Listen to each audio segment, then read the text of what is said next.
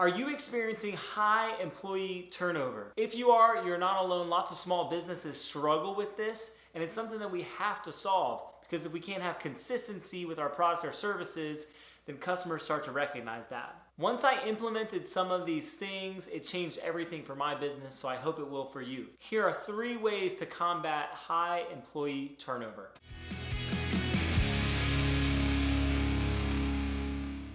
Number 1, right out of the gate, is hire like it's your job. My mistake in the past was waiting until we had a vacancy or we had a need to then hire. It's like, oh no, so-and-so put in their notice.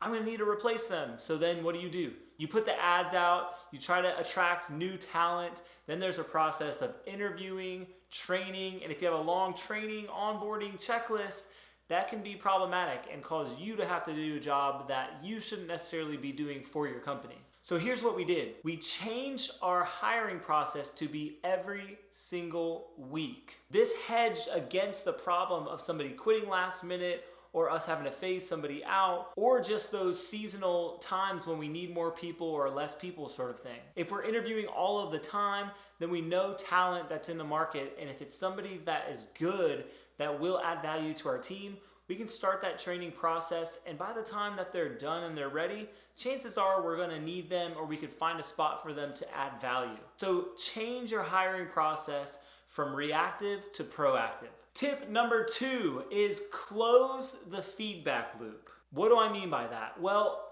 sometimes I think as entrepreneurs or small business owners, we have in our head what we want something to look like, but we don't necessarily communicate it all the time, right? Maybe we're seeing something that's happening, maybe a bad habit that's forming, and we're like, oh, I don't want to talk about it right now, but maybe I'll just give them a chance to kind of improve that on their own, and eventually they'll get it. This is silly, because what we're doing is hoping that they just read our minds and start doing better. You, as the owner of your company, know what success looks like in your company. So in order to achieve that, people that are underneath of you need to hear from you how they're doing regularly.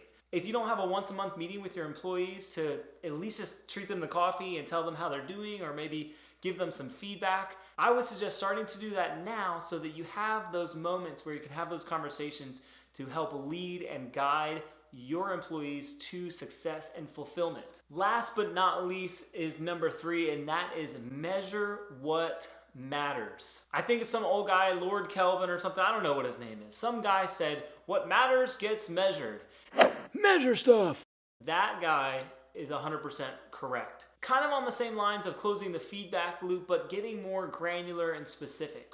What does success look like in every aspect of your employees' jobs? Does it look like faster phone calls answered? Does it look like more sales? Does it look like more leads? What are the metrics that matter for that employee in their position? Where do they need to be focused? If you can begin to measure those things over the course of a month, and then over the course of a year, you can start to track and see how the performance is going. As you measure those things, you can set a baseline for, hey, on average, over the last year, we got 5 new clients a month. That's great. So for next month, I'm gonna put your goal as trying to get 6 or 7. Most of the time when you do that, there's some sort of financial benefit that you can tag on to that incentive, and that can help motivate employees to work towards goals and help come up with ideas on how to knock those numbers out of the park. But if you don't have something in place that will allow you to measure those things so that then you can interpret that data, then you miss a pretty good opportunity to help motivate your employees and help them to think like you think about your business. Overall, these 3 tips will help you to have a team that feels cared for, supported, and communicated to, which I think are 3 things that people care about in their work environment. So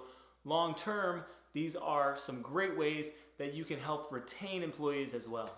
Hopefully you found those 3 tips helpful, and you can use them to help with your employee turnover issue that you may be having. If you have any tips that you would add to the list, leave them in the comments below. And as always, connect with me here. I love sharing things that I've learned and learning from you. So subscribe so we can hang out all the time. I can't wait to see you soon.